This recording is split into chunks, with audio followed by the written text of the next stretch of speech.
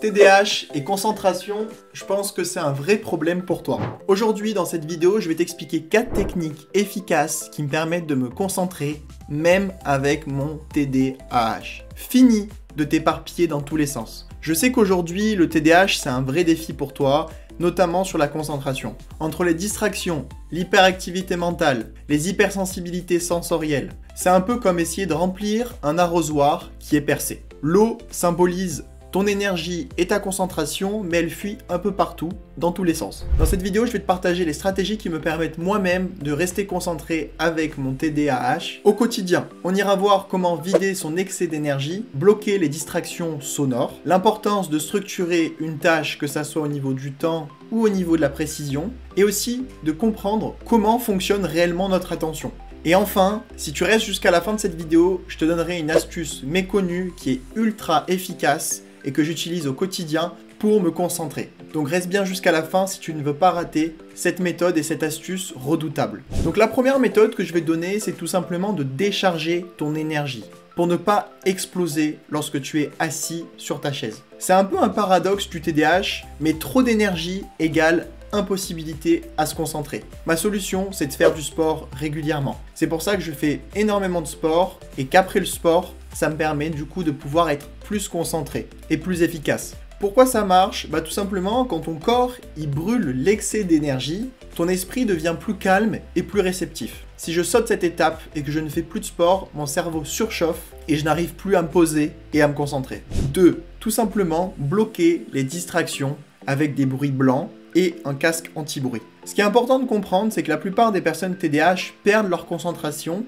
à cause de leur hypersensibilité sensorielle qui draine leur énergie. Chaque bruit, chaque cliquement de stylo, chaque miaulement et chaque petite chose qui fait appel à tes 5 sens te sort de ta concentration et dissipe ton énergie. Et au bout d'un moment, tu te sens complètement épuisé, lessivé. La solution que j'ai trouvée pour pallier à ça, et je pense que tu l'as déjà entendu, c'est d'utiliser les bruits blancs, les brown noise, ou des fréquences spécifiques telles que le 332 Hz ou le 712 Hz pour calmer ton cerveau et l'aider à se concentrer sur un objectif, une tâche. Pour faciliter ça, tu peux tout simplement aussi rajouter ton casque anti-bruit.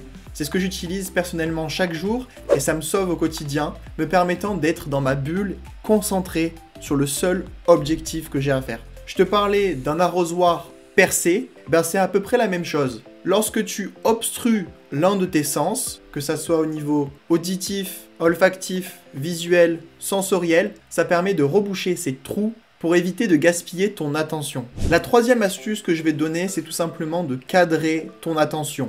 Que ça soit au niveau temporel, mais que ça soit aussi en termes d'objectifs spécifiques. Le problème du TDAH, tu le sais, c'est une mauvaise perception du temps. C'est pour ça généralement que tu vas te perdre dans les tâches et oublier de faire des pauses cruciales. Mais c'est aussi de sortir du cadre constamment et d'éparpiller ton énergie. Tu vas commencer une tâche, puis une autre, puis une autre. Et au final, tu as fait un peu de tout, mais rien n'est terminé. Ouais, je sais que ça t'arrive, je sais que c'est frustrant, t'arrives en fin de journée et t'as l'impression d'avoir rien fait alors que t'es complètement épuisé et que t'as mis toute ton énergie dedans. Donc pour ça, il faut aller définir une tâche ultra spécifique. Pour ça, tu peux utiliser soit la méthode SMART, spécifique, mesurable, atteignable, réaliste ou temporel, et utiliser un minuteur avec des techniques de Pomodoro. 25 minutes de travail, 5 à 10 minutes de pause. Ça te permet de cadrer ton temps, cadrer ta tâche et de pouvoir mettre ton énergie au même endroit. Le fait de voir le minuteur en permanence, ça me permet de toujours me reconcentrer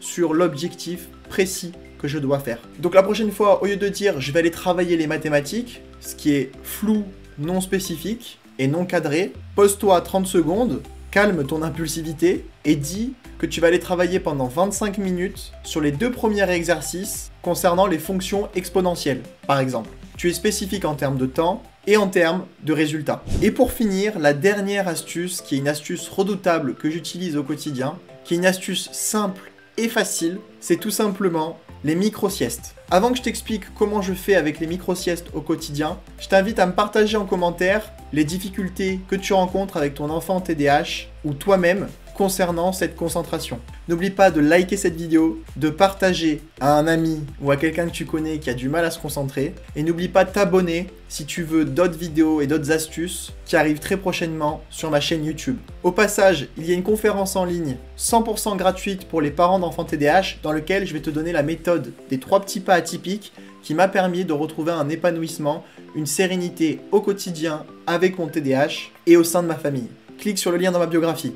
Donc pour en revenir sur la 4e astuce redoutable qui est la micro-sieste, c'est souvent une méthode qui est sous-estimée. Il faut savoir que les personnes TDAH épuisent beaucoup plus rapidement leur énergie, leur attention et leur émotion.